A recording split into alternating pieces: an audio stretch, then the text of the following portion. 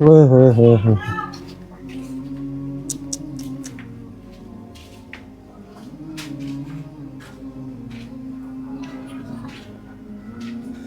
ਅੱਲਾਹੁ ਅਕਬਰ। ਯਾਰ ਇਹ ਕੀ ਹਾਲਾਤ ਬਣਾਏ ਆ ਮਕਾਨ ਦੇ।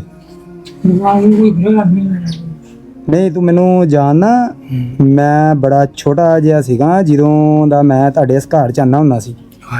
ਤੇ ਯਾਰ ਕੀ ਘਰ ਦੇ ਵਿੱਚ ਕੌਣ ਰਹਿੰਦਾ ਵਾ, ਕਿਉਂ ਇਦਾਂ ਦੇ ਹਾਲਾਤ ਬਣਾਏ ਘਰ ਦੇ। ਬਸ ਹੋਏ ਹੋਏ ਹੋਏ,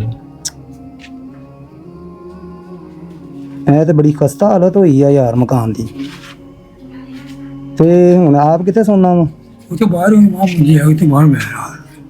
ਅੱਛਾ ਇੱਥੇ ਬਾਹਰ ਹੀ ਸੌਣਾ? ਹਾਂ ਮੁੰਜੀ ਇਹ ਮੰਜੀ ਇੱਥੇ ਸੌਣਾ ਕਿ ਉੱਧਰ ਬਾਹਰ ਗਲੀ 'ਚ? ਲੱਗੇ ਬੈਠ ਰਹਾ।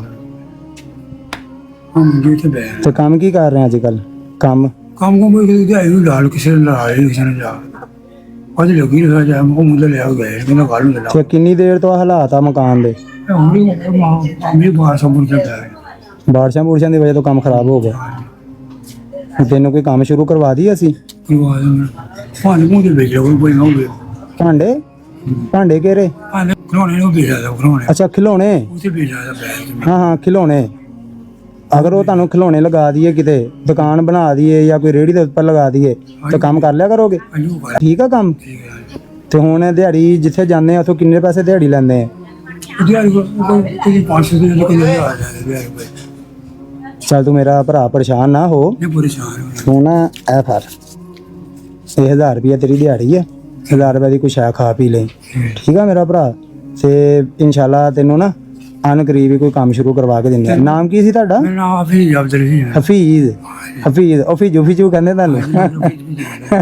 ਚਲੋ ਕੋਈ ਨਹੀਂ ਮੇਰਾ ਵੀਰ, ਪਰੇਸ਼ਾਨ ਨਾ ਹੋ। ਤੇ ਇਨਸ਼ਾਅੱਲਾ ਜੇ ਮੈਨੂੰ ਅੱਲਾਹ ਪਾਕ ਨੇ ਤੌਫੀਕ ਦਿੱਤੀ ਨਾ, ਮੈਨੂੰ ਅੱਲਾਹ ਪਾਕ ਨੇ ਇਸ ਕਾਬਲ ਕੀਤਾ, ਦੁਆ ਕਰਿਆ ਕਰਕੇ ਮੈਨੂੰ ਅੱਲਾਹ ਇਸ ਕਾਬਲ ਕਰੇ।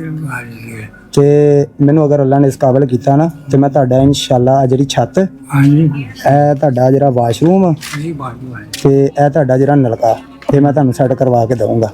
ਠੀਕ ਆ? ਅੱਲਾਹ ਤੂੰ ਦੁਆ ਕਰਿਆ ਕਰੋ ਨਾ ਆਪਣੇ ਭਰਾ ਵਾਸਤੇ। ਤੇ ਮੈਨੂੰ ਇਹ ਵੀ ਤੁਹਾਡਾ ਪਤਾ ਕਿ ਤੁਸੀਂ ਨਸ਼ਾ ਨੁਸ਼ਾ ਨਹੀਂ ਕਰਦਾ। ਮੈਂ ਜਾਣਦਾ, ਮੈਂ ਬਚਪਨ ਤੋਂ ਦੇਖਦਾ ਆ ਰਿਹਾ ਮੈਂ ਤੁਹਾਨੂੰ। ਨਿੱਕੇ ਘਰ ਆਉਂਦਾ ਰਿਹਾ, ਹੁਣ ਆ ਗਈਆਂ ਨਾ ਗੱਲਾਂ ਦੇਣ ਚ। ਸਾਨੂੰ ਇਜਾਜ਼ਤ ਦੇ, ਇਨਸ਼ਾਅੱਲਾ ਤੈਨੂੰ ਕੋਈ ਕੰਮ ਸ਼ੁਰੂ ਕਰਵਾ ਕੇ ਦਿੰਦੇ।